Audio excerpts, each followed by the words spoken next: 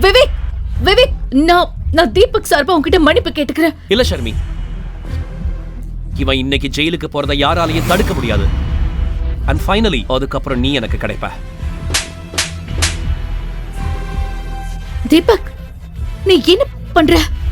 You are finished man. இந்த அறை உனக்கு ரொம்ப காஸ்ட்லியா இருக்க போகுது.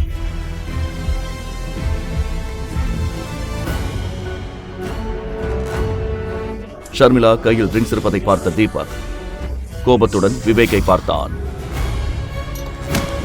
யாரடா நீ? எப்படி உள்ள வந்த? தீபக், தீபக், நீங்க என்ன பண்ற? நான் மட்டும் இங்க வரலனா இவன் உன்னை என்ன பண்ணிருப்பானோ? தீபக், நீ எப்படி அப்படி நினைக்கலாம்? நான் இங்க விவேக் கிட்ட ஹெல்ப் கேட்க தான் வந்தேன். இவன் எவ்வளவு கேவலமானவன்னு உனக்கு தெரியாது. ஓ ஹலோ, போதும் நிறுத்து. நீ யார்கிட்ட பேசிட்டு இருக்கேன்னு தெரியுமா? இல்ல விவேக், இவர் என் ஹஸ்பண்ட். ஓ, இவன் தான் அந்த வீட்டோட மாப்பிள்ளையா? ஷர்மி, இவனை இப்பவே என் காலில் விழுந்து மன்னிப்பு கேட்க சொல்லு. இல்லைன்னா இவன் இங்க இருந்து உயிரோடு போக மாட்டான். அப்புறம் ஷர்மி, அந்த செக் விஷயத்தை மறந்துடு.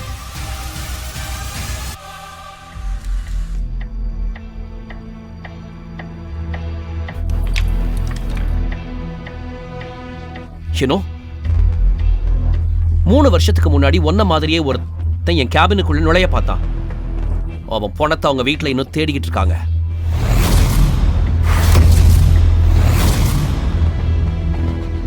தீபக், தீபக் ப்ளீஸ் விவேக் கிட்ட மன்னிப்பு கேட்டுடு. இவன் கிட்ட மன்னிப்பு கேட்கணும்னு அவசியமே இல்லை. இவன் சும்மா மிரட்டுறான். இவன் குறைக்கிற நாய், கடிக்க மாட்டான். நாயா? 2 ரூபாய்க்கு வக்கில்லாத வீட்டோட மாப்பிள்ள இப்ப பாரு இந்த நாய் என்ன பண்ணுதுன்னு. இன்னைக்கு உன் தோலை உரிச்சு எடுக்கலன்னா என் பேர் விவேக் இல்ல. தீபக். ஹலோ இன்ஸ்பெக்டர் சிவா, நான் விவேக் பேசுறேன். இப்பவே ஜெட் வேகத்துல இங்க வாங்க. ஒருத்தன் தோலை உரிக்கணும். அப்புறம் ஷர்மி, இந்த செக் கிடைக்காது. இன்னைக்கு அவன் ஜெயிலுக்கு போறது உறுதி. டாட், இந்த நாய் உங்க பையனை அடிக்க பார்க்கறான்.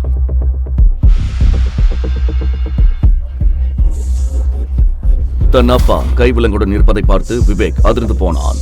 அவன் சுதாரிப்பதற்குள் போலீஸ்காரர்கள் அவனை பிடித்து கைவிலங்கு மாட்டி மண்டியிட வைத்தனர்.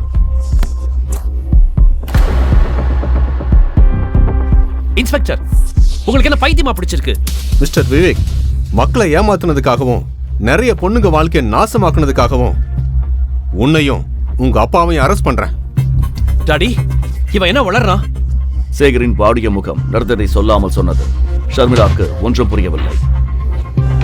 இன்ஸ்பெக்டர் சார், இவன் என் மனைவிக்கு ட்ரிங்க்ஸ் கொடுக்க பார்த்தான். அதுல ட்ரக்ஸ் கலந்திருக்கு. பிளீஸ் செக் பண்ணுங்க. இன்ஸ்பெக்டர் தன் கைக்குட்டையில் அந்த பானத்தை ஊற்றினார். சிறிது நேரத்தில் கைக்குட்டை நீல நிறமாக மாறியதைக் கண்டு அனைவரும் அதிர்ச்சி அடைந்தனர்.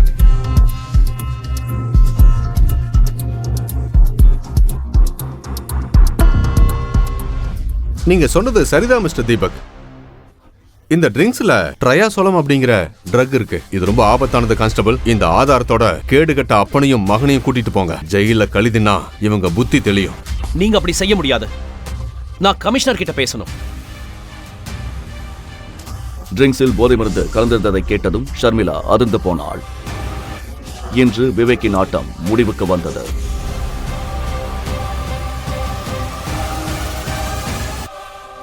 ஷர்மி, இப்போது தீபக்கிடம் சொல்ல நிறைய விஷயங்கள் இருந்தன. ஆனால் அவன் இப்போது உண்மையை சொல்ல விரும்பவில்லை. இனிமே பயப்பட தேவையில்லை. அவங்க பண்ண தப்புக்கு தண்டனை கிடைச்சிருச்சு.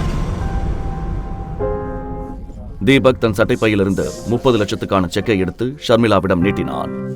இத பாரு, அங்கிளை காப்பாத்த நான் பணத்துக்கு ஏற்பாடு பண்ணிட்டேன். ஆனா இவ்வளவு பெரிய தொகையை இவ்வளவு சீக்கிரம் நீ எப்படி ரெடி பண்ண? உண்மையை சொன்னால் பெரிய பிரச்சனை வரும் என்று தீபக் அமைதியாக இருந்தான். தீபக், நான் உன்கிட்ட தானே கேக்குறேன், இந்த செக் உனக்கு யார் கொடுத்தா? அது நான் என் ஃப்ரெண்ட் ஒருத்தங்கிட்ட கடன் வாங்கினேன். அவன் கம்பெனில நிறைய லாபம் வந்துச்சான். அதான் எனக்கு கடனா கொடுத்தான்.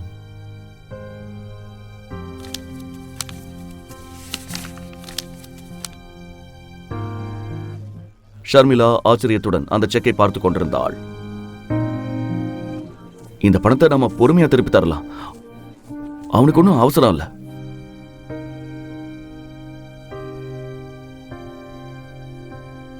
ஷர்மி, 40 நிமிஷம் தான் பாக்கி இருக்கு. நம்ம சீக்கிரம் ஷோரூம் போகணும். அவங்க நமக்காக வெயிட் பண்ணிட்டு இருப்பாங்க. மறுபுறம் கணேஷும் கீதாவும் ஷோரூமின் ஒரு மூலையில் அமர்ந்திருந்தனர். 2 பெரிய பாடி கார்டுகள் அவர்களை சூழ்ந்து நின்றனர். அனைவரும் மேனேஜரின் உத்தரவுக்காக காத்திருந்தனர். மேனேஜர் கமிஷனருக்கும் போன் செய்து ஷோரூமுக்கு வர சொல்லியிருந்தார். இன்னும் 10 நிமிஷம் தான் இருக்கு. உங்க பொண்ணையும் காணோம், மாப்பிள்ளையும் காணோம். நீங்க பணம் தருவீங்கன்னு எனக்கு தோணல. பேசாம ஜெயிலுக்கு போக ரெடியா இருங்க.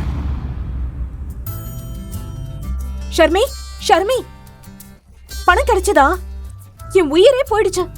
மாம், டோன்ட் வரி. இதோ செக்.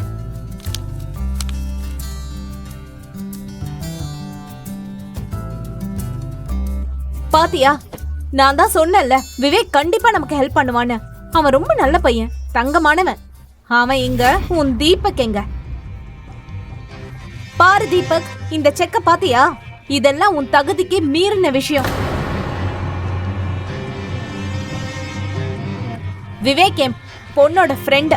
என் பொண்ணுக்கும் உனக்கும் இனி செட் ஆகாது. நீ இன்னைக்கே அவளை விவாகரத்து பண்ணிட. என் பொண்ணோட வாழ்க்கைய உன்ன மாதிரி ஒருத்தன் கூட பார்க்க எனக்கு சகிக்கல. அவளுக்கு நான் எவ்வளவு கனவு கண்டு வச்சிருந்தேன். ஆனா கடைசியில நீ வந்து தொலைச்சிட்ட.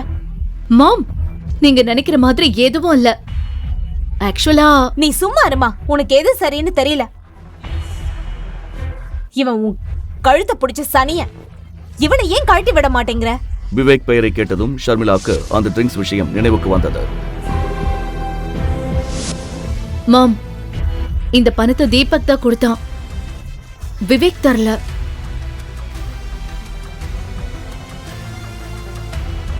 என்னது? இவனுக்கா? இவனுக்கு யாரு இவ்வளவு பெரிய தொகையை கொடுத்தா?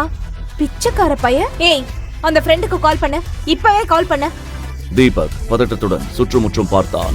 கீதா அவனை சந்தேகத்துடன் பார்த்து கொண்டிருந்தாள். தீபக் பணத்தை பற்றிய உண்மையை சொல்வானா? விவேக் தீபக்கை பழி வாங்குவானா? உன் ஃப்ரெண்டுக்கு ஃபோன் பண்றியா இல்லையா? அது என் ஃப்ரெண்ட் டிராவல்ல இருக்கான். அவன் அசிஸ்டன்ட் தான் எனக்கு இந்த செக் கொடுத்தான். நீங்க வீட்டுக்கு போய் உங்க சண்டையை வச்சுக்கோங்க. முதல்ல இந்த செக்கை கொடுங்க. ஆமா, இந்தாங்க செக்.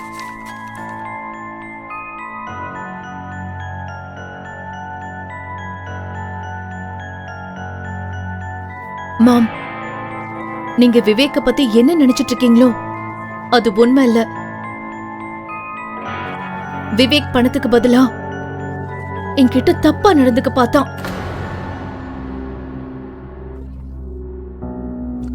தீபக் மட்டும் சரியான நேரத்துக்கு வரலனா அவன் அவனோட பிளான்ல ஜெயிச்சிருப்பான்.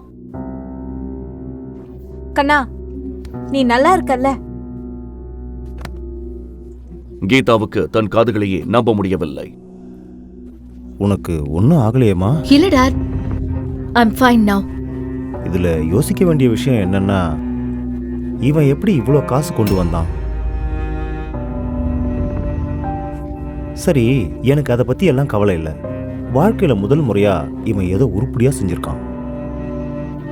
என்ன உருப்படியா செஞ்சிருக்கான்? எங்கேயோ பிச்சை எடுத்துட்டு வந்திருப்பான். நாம தானே திருப்பி கட்டணும்.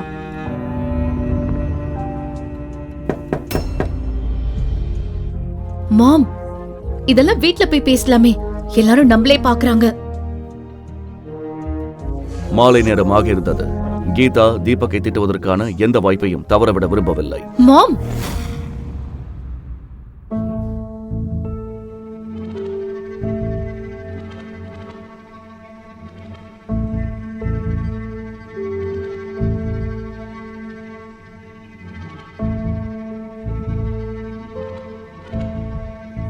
இங்கே நின்னுட்டு இருக்காத, போய் டீ கொண்டு வா. சரிங்க ஆண்டி. அப்புறம் கேளு, டீல பாலும் ஏலக்காவும் கம்மியா போடு. உங்க அப்பனும் தாத்தாவும் எங்களுக்கு ஒன்னும் புதையல் கொடுத்துட்டு போகல, புரிஞ்சுதா? போ.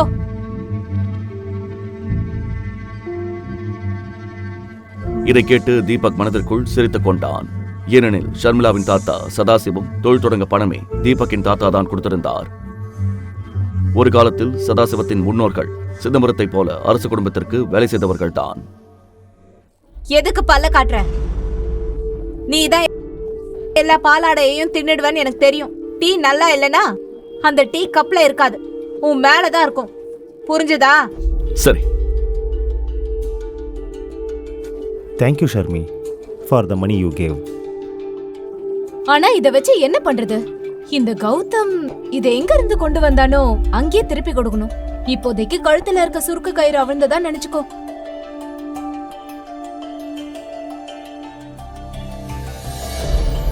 ஷர்மிளா தனது சேமிப்பை பற்றி யோசிக்க தொடங்கினாள். ஏனென்றால் தீபக் வாங்கிய பணத்தை அவள் சீக்கிரம் திருப்பிக் கொடுக்க வேண்டும். அப்போது வழக்கம் போல் தீபக் சாப்பாட்டை பற்றி கேட்க வந்தான். ஏனென்றால் வீட்டில் கீதாவுக்கும் கணேஷுக்கும் அடிக்கடி வெவ்வேறு விருப்பங்கள் இருக்கும். மாம், இப்போதைக்கு நம்ம சேவிங்ஸ்ல எவ்வளவு இருக்கோ அதை கொடுத்துடலாம். மீதி பணத்தை நான் கொஞ்சம் கொஞ்சமா தீபக் கிட்ட கொடுத்துடுறேன். சரி, முதல்ல அவன் கிட்ட கேளு, அவன் பணக்கார ஃப்ரெண்ட மீதி காசை அப்புறமா வாங்க ஒத்துக்குவானான்னு. ஏன்னா நம்ம கிட்ட வெறும் 5 லட்சம் தான் இருக்கு. ஒருவேளை அவன் ஒத்துக்கலன்னா? இல்லாண்டி அவனுக்கு ஒன்னும் அவசரம் இல்ல, பொறுமையா கொடுத்தா போதும்னு சொல்லிட்டான். அப்ப சரி, நாம அப்புறமாவே கொடுத்துக்கலாம். ஆனா மாம், இப்போதைக்கு இந்த 5 லட்சத்தை கொடுத்துடலாம்ல? ஆமா, கண்டிப்பா. உன் புருஷ மாதிரி நான் யாருக்கும் பாரமா இருக்க விரும்பல.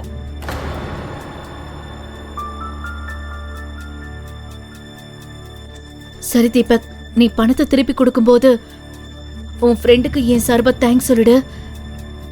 நமக்கு பெரிய உதவி பண்ணிருக்காரு.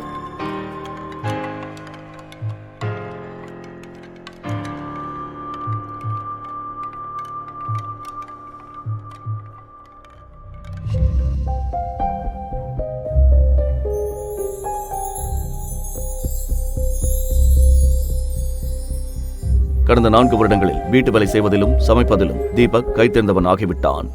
அவனுக்கு எந்த கடினமான உணவையும் சமைக்க அதிக நேரம் ஆகாது. சிறிது நேரத்தில் அனைவரும் சாப்பிட்டுவிட்டு தங்கள் அறைக்கு சென்றனர்.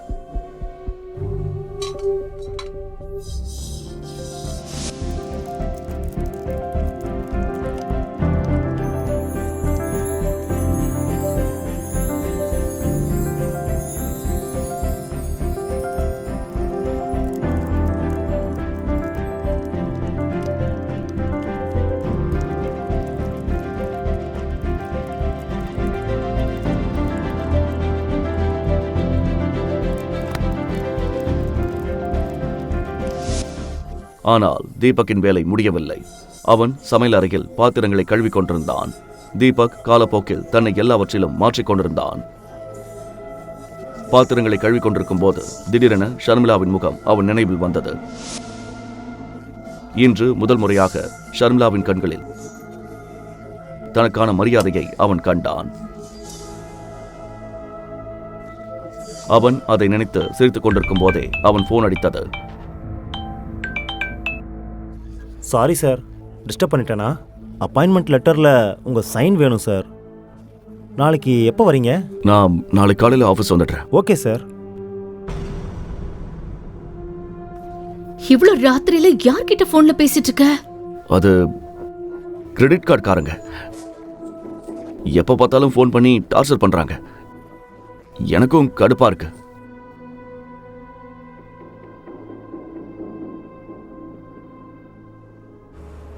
மறுநாள் காலை தீபக் வீட்டு வேலைகளை முடித்துவிட்டு எஸ்பி குரூப் கம்பெனிக்கு கிளம்பினான். அவன் ஷர்மிளாவிடம் மார்க்கெட் போவதாக பொய் சொல்லிவிட்டு வந்திருந்தான். அதனால் சீக்கிரம் வீட்டுக்கு திரும்ப வேண்டும். Good morning sir. நான் எல்லா சீனியர் எக்ஸிக்யூட்டிவ்ஸ் கிட்டையும் இன்ஃபார்ம் பண்ணிட்டேன். மீட்டிங் அரேஞ்ச் பண்ணியிருக்கேன் சார். நீங்கள் எப்போ வரீங்க? மிஸ்டர் ஆதவன், யாரை கேட்டு இந்த மீட்டிங் அரேஞ்ச் பண்ணீங்க? நான் யாருன்னு யாருக்கும் தெரிய வேண்டாம்னு சொன்னேன்ல. Please cancel the meeting. I am sorry sir. நான் மீட்டிங்கை கேன்சல் பண்ணிடுறேன். நீங்கள் டென்ஷன் ஆகாதீங்க. உங்களை பற்றி யாருக்கும் தெரியாது. குட். நான் உங்களை உங்கள் கேபினில் மீட் பண்ணுறேன்.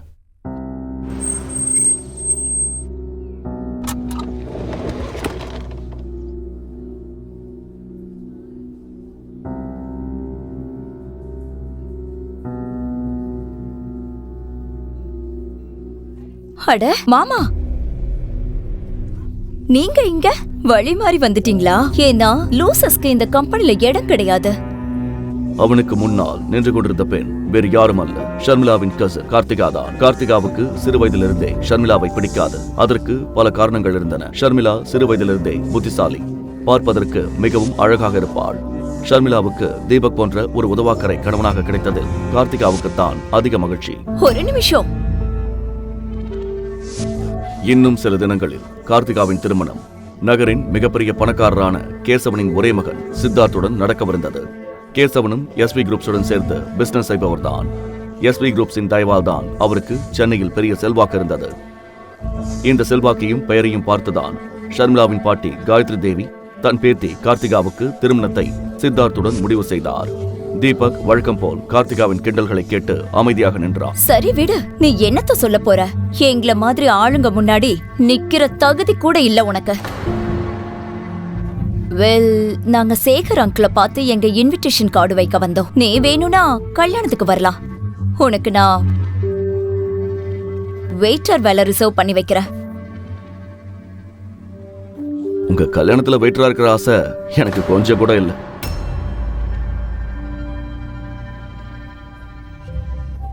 தீபக்கின் இந்த எளிமையான உடையை பார்த்து சித்தார்த் மனதிற்குள் சிரித்தான்.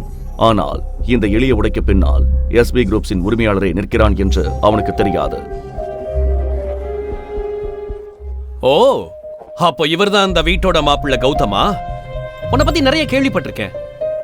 பொண்டாட்டி போடுற சோத்துல வாழ்றியாமே, இன்னைக்கு தான் பார்க்க முடிஞ்சது. அப்புறம் for your kind information, இந்த பில்டிங்ல உன்ன மாதிரி லூசர்ஸ்க்கெல்லாம் இடம் கிடையாது. சோ நீ? நான் ஆக்சுவலா இங்க வேலை கேட்டு வந்தேன். வேலையா? சீரியஸ்லி? இங்க பெருக்கிறதுக்கும் துடைக்கிறதுக்கும் எந்த வேலையும் காலியா இல்ல. கார்த்திகா, இவர் செக்யூரிட்டி வேலைக்கு வந்திருப்பாருன்னு நினைக்கிறேன். All the best. மாமா, ஷர்மிளாவோட சம்பளம் வீட்டு செலவுக்கே பத்தாது இல்லையா? ஆனா உங்களுக்கு இங்க வேலை கிடைக்க சான்ஸ் கம்மி தான். ஒரு வேலை பண்ணு, இத வச்சுக்கோ. இது உனக்கு உதவும். இது யாருக்கு உதவ போகுதுன்னு காலந்தான் பதில் சொல்லும். இதை பத்திரமா வச்சுக்கோங்க. சீக்கிரமே இது உங்களுக்கு தேவைப்படும். என்ன சொன்ன? என்கிட்ட எப்படி பேச உனக்கு எவ்வளவு தைரியம்? இதுக்கப்புறம் என்ன சொன்னாலும் என்ன செஞ்சாலும் யோசிச்சு செய்யுங்க. புரிஞ்சுதா? என்னடா என்ன பண்ணுவ நீ? சொல்லு, என்ன பண்ணுவ?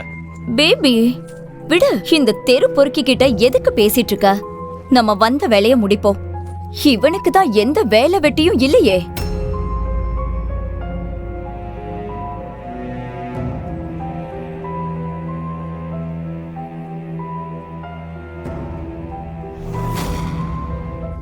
கார்த்திகாவும் சித்தார்த்தும் சேர்மன் கேபினில் ஓரத்தில் போய் நின்றனர்.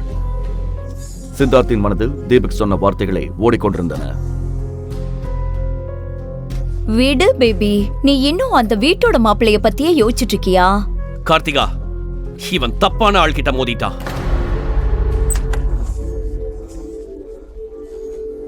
Please come sir. Thank you so much Aadhavan. ஒரு விஷயம் சொல்லுங்க, உங்களுக்கு இந்த கேசவன் அப்புறம் அவர் பையன் சித்தார்த் இவங்களை தெரியுமா? ஆமாம் சார், தெரியும். கேசவன் சார் நம்ம கம்பெனி கூட ரொம்ப வருஷமாக பிஸ்னஸ் பண்ணுறாரு. சரி,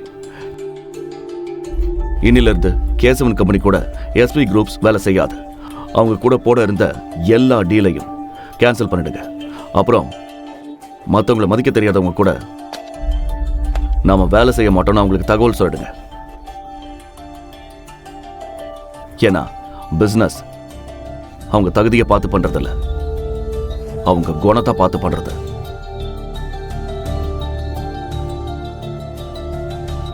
சித்தார்த் தீபக் சேர்மனுடன் பேசுவதை பார்த்து விடுவானா? தீபக் கொண்டு வந்த பணத்திற்கு பின்னால் இருக்கும் உண்மையை ஷர்மிளா தெரிந்து கொள்வாளா?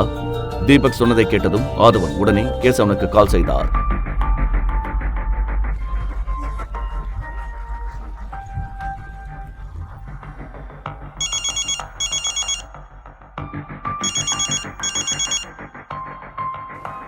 ஹலோ ஹலோ மிஸ்டர் கேசவன், நான் ஆதவன் பேசுகிறேன்.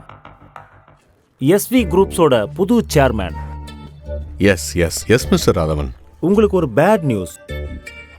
இன்னிலிருந்து எஸ்வி குரூப்ஸ் உங்க கூட சேர்ந்து வேலை செய்யாது.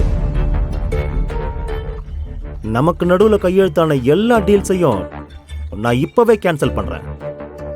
டாக்குமெண்ட்ஸ் உங்க ஆபீஸுக்கு வந்துடும். அப்புறம் இன்னொன்னு நல்லா கேட்டுக்கோங்க, எஸ்வி குரூப்ஸ் பெருக்கி துடைக்கிறவங்க கூட வேலை செய்யறதில்ல. மறுபுறம் சித்தார்த்தும் கார்த்திகாவும் சேர்மனை பார்க்க காத்திருந்தனர். உள்ளே வந்ததும் எஸ்வி குரூப்ஸ் புதிய சேர்மன் ஆதவன் என்று அவர்களுக்கு தெரிந்தது. சித்தார்த் ஆச்சரியப்பட்டாலும் ஆதவனை சந்தித்து பேச விரும்பினார்.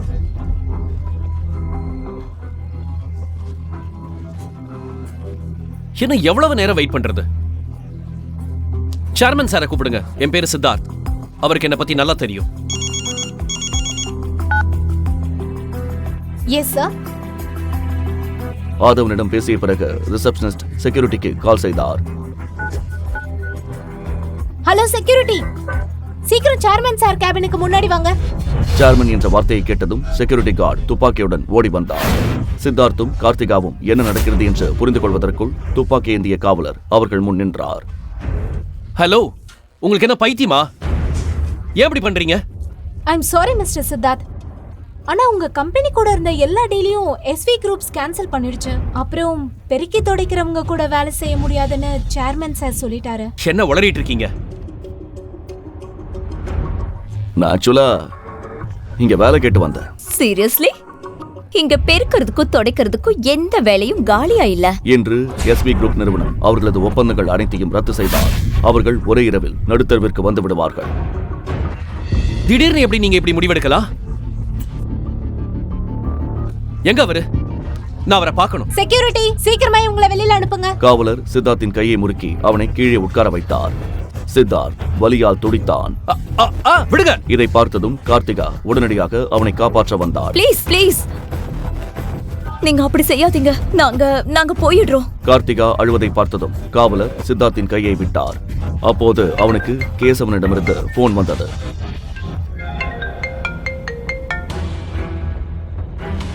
சித்தார்த், உனக்கு என்ன பைத்தியமா பிடிச்சிருக்கு? நீங்க எங்க எஸ்வி குரூப்ல போய் என்ன ரகலை பண்ண? அவங்க நம்ம டீல் எல்லாத்தையும் கேன்சல் பண்ணிட்டாங்க. நீ எங்க கல்யாண பத்திரிகைக்கு போனியா இல்ல எனக்கு அங்க சங்கூத போனியா? அப்பா, நான் ஒண்ணுமே பண்ணலப்பா. நான் சும்மா கார்த்திகா கூட கார்டு கொடுக்க தான் வந்தேன். நாங்க சேர்மனை கூட பார்க்கல. But shut up. உன் முட்டாள்தனத்தால நான் எவ்வளவு பெரிய விலை கொடுக்க வேண்டியிருக்கு தெரியுமா? நாம நடுத்தருவுக்கு வர போறோம். இப்பவே அங்கிருந்து கிளம்பி இங்க வா.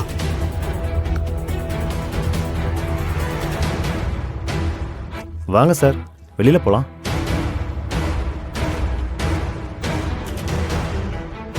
காரில் அமர்ந்ததும் சித்தார்த்தின் கவனம் தீபக்குடன் நடந்த வாக்குவாதத்தின் பக்கம் திரும்பியது.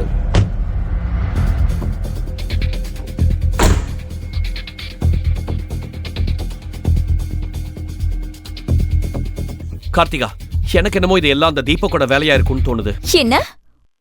அவனுக்கு என்ன தகுதி இருக்கு எஸ்வி குரூப்ஸ் கண்ட்ரோல் பண்ண? ஆனால் அவன் சொன்ன வார்த்தை சித்தார்த் மனதில் சந்தேகத்தை உண்டாக்கியது. இதுக்கு பின்னாடி என்ன இருக்குன்னு நான் கண்டிப்பா கண்டுபிடிப்பேன். சித்தார்த்துக்கு பாடம் புகட்டியதில் தீபக் மனதிற்குள் மகிழ்ச்சியாக இருந்தான்.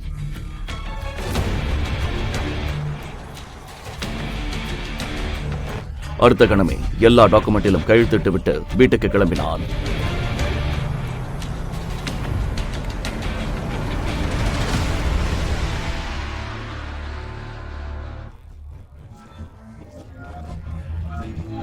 ஆனால் வீட்டுக்கு வந்ததும் அவன் சிரித்த முகம் வாடி போனது. ஆல் சோஃபாவில் ஷர்மிளாவின் பாட்டி காயத்ரி தேவி அமர்ந்திருந்தார். அவர் முகத்தில் இருந்த கடுமையை பார்த்தாலே கணேஷின் இந்த சிறிய வீட்டில் இருப்பது அவருக்கு பிடிக்கவில்லை என்பது தெளிவாக தெரிந்தது. கணேஷை மாளிகையை விட்டு பிரிந்த பிறகு காயத்ரி தேவி கணேஷின் வீட்டுக்கு வந்ததே இல்லை. இன்று திடீரென அவரை பார்த்ததும் தீபக்கின் மனதில் பல கேள்விகள் எழுந்தன. அவன் காயத்ரி தேவியின் காலில் விழுந்து ஆசீர்வாதம் வாங்க போனான். தீபக்கை பார்த்ததும் காயத்ரி தேவி முகத்தை திருப்பிக் கொண்டார். ஏனென்றால் அவருக்கு தீபக்கை சுத்தமாக பிடிக்காது. ஹாலில் ஒரு விசித்திரமான அமைதி நிலவியது.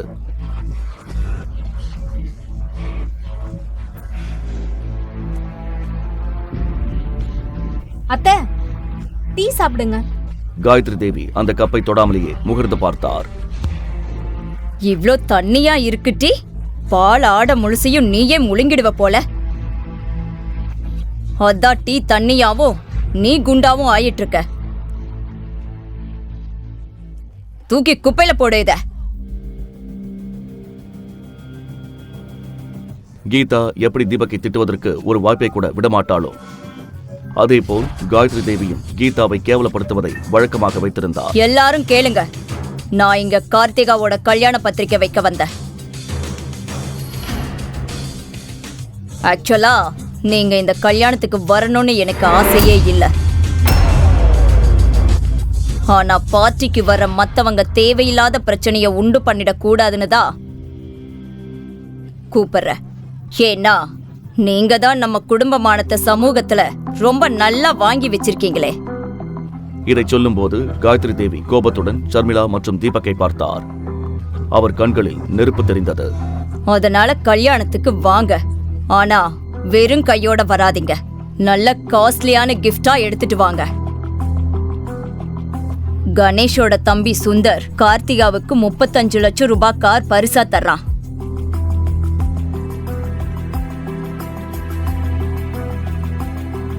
அவ்வளோ பெரிய பரிசு கொடுக்க உனக்கு தகுதி இல்லதா? ஆனாலும் அட்லீஸ்ட் ஒரு 5 லட்சத்துக்காவது நெக்லஸ் வாங்கிட்டு வா. இதை கேட்டதும் ஷர்மிளாவுக்கு தூக்கி வாரி போட்டது. ஏனென்றால் குடும்ப சேமிப்பு பணம் முழுவதையும் அவள் தீபக்கின் நண்பனுக்காக கொடுத்து விட்டிருந்தாள். இல்ல பாட்டி, 5 லட்சம் ரொம்ப அதிகம். அவ்வளவு காஸ்ட்லியான கிஃப்ட் எங்களால வாங்க முடியாது. ஆமாங்க அத்தை, குடும்பத்துல சேவிங்ஸ் கூட எதுவும் இல்ல. இவ்ளோ காஸ்ட்லியான கிஃப்ட்.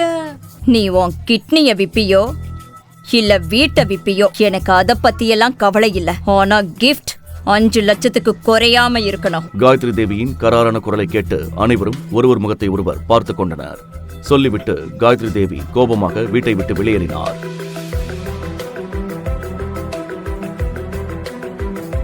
அஞ்சு லட்சத்தை என்னமோ 5 ரூபாய் மாதிரி கேக்குறாங்க. கார்த்திகா கல்யாணத்துக்கு மட்டும் இவ்ளோ ஆடம்பரமா? அப்போ ஷர்மிளா கல்யாணத்துக்கு மட்டும் இவங்களுக்கு என்ன வந்துச்சு? நான் ஷர்மிளா கல்யாணத்துல வந்த மொய் கவர் எல்லாத்தையும் பிரிச்சு பார்த்தேன். எவனும் 500 ரூபாய்க்கு மேல வைக்கல. ஓசில வந்து தின்னுட்டு போயிட்டானுங்க. ஆனா கார்த்திகா கல்யாணத்துக்கு 5 லட்சத்துல கிஃப்டா? 30 லட்சத்துல காரா? கடவுளே, என்ன கொடுமை இது! ஆனா கீதா அம்மா சொல்லிட்டாங்க, நாம கொடுத்துதானே ஆகணும். என்ன கொடுக்கணும்? உங்களுக்கு மூளை இருக்கா இல்ல கழட்டி வச்சுட்டு வந்துட்டீங்களா? உங்களுக்கு ஞாபகப்படுத்துறதுக்காக சொல்றேன். நம்ம தலை மேல ஏற்கனவே 27 லட்சம் கடன் இருக்கு. எங்க இருந்து வாங்குறது இவ்ளோ காஸ்ட்லி கிஃப்ட்? அம்மா எவ்வளவு கோவமா போனாங்கன்னு பார்த்தல்ல. நாம ஒரு வேலை பண்ணலாம். நம்ம வீட்டை அடமானம் வச்சிடலாம். அதுல நெக்லஸும் வாங்கிக்கலாம். மீதி பணத்தை தீபக் ஃப்ரெண்டுக்கும் கொடுத்துடலாம். டாட், என்ன பேசுறீங்க நீங்க? கார்த்திகா கல்யாணத்துக்கு கிஃப்ட் வாங்க வீட்டு அடமான வைக்கிறதா? பாட்டியோட அந்த போலி கௌரவத்துக்காகவா? அப்புறம் நாம எங்க இருப்போம்? நடு தெருவுலையா? இதை சொல்லும்போது கீதா கோபத்துடன் கணேஷ் மற்றும் தீபக்கை உரைத்து பார்த்தாள். ஷர்மி, என்கிட்ட கொஞ்சம் பணம் இருக்கு. நாம ஏதாவது விலை கம்மியா ஒரு நெக்லஸ் வாங்கலாம். ஓகே மாம், மார்க்கெட்ல அழகா கம்மியான விலையில டிசைன்ஸ் இருக்கும். I know.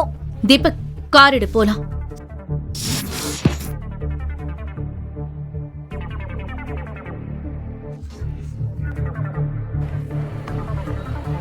சிறிது நேரத்தில் அனைவரும் டி நகர் மார்க்கெட்டுக்கு சென்றனர். அங்கே ஒரு பெரிய நகை கடைக்கு வெளியே தீபக் காரை நிறுத்தினான்.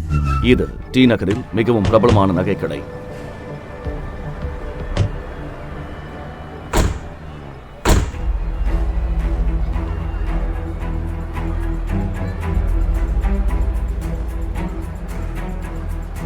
ஷர்மிளாவுக்கு தனது பட்ஜெட் நினைவுக்கு வந்தது. அது ஒன்றுமே இல்லை என்று சொல்லலாம். சிறிது யோசனைக்கு பிறகு அனைவரும் கடைக்குள் சென்றனர்.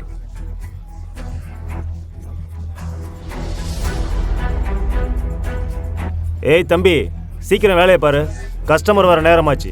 கடைக்குள் நுழைந்ததும் ஒரு குண்டு மனிதர் அவர்களை பார்த்து சிரித்தார். வாங்க வாங்க, வணக்கம். சொல்லுங்க, என்ன காட்டட்டும்? நெக்லஸ், அப்புறம் கொஞ்சம் கம்மல் பார்க்கணும். இதோ இத பாருங்க. நல்ல டிசைன்.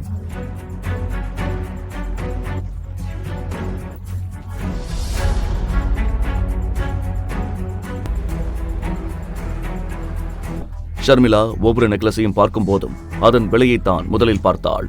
எல்லா நெக்லஸும் அவள் பட்ஜெட்டுக்கு மேலே இருந்தது. தீபக்குக்கும் அது புரிந்தது.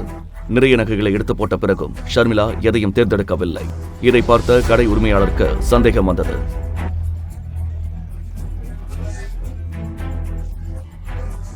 தீபக்கும் ஷர்மிளாவும் சைகையில் பேசிக் கொள்வதை பார்த்ததும் இவர்கள் ஏமாற்று பேர் வழிகளோ என்று நினைத்தார். அடுத்த நொடியே அவர் வெளியே நின்றிருந்த செக்யூரிட்டிக்கு சைகை காட்டினார். காவலர்கள் உடனே உள்ளே வந்து ஷர்மிளா, தீபக் மற்றும் கீதாவை கண்காணிக்க தொடங்கினர். இதை பார்த்த ஷர்மிளாவும் கீதாவும் பயந்து போயினர்.